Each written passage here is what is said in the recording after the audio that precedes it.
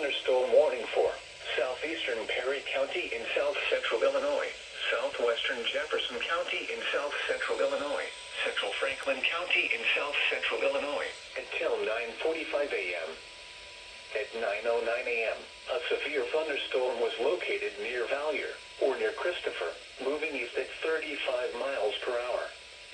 Expected hazards include 60 miles per hour wind gusts and quarter-size hail. This is a radar-indicated threat. The following impacts are expected. Hail damage to vehicles is expected. Expect wind damage to roofs, siding, and trees. Locations impacted include Benton, New Croing, Christopher, Rand Lake area, Setzer, Valier, West City, Ina, North City, Buckner, Hannaford, and Ewing.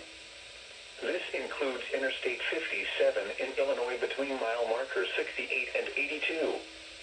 Repeating, a severe thunderstorm warning has been issued until 9:45 a.m. for the following counties in Illinois: Franklin and Perry,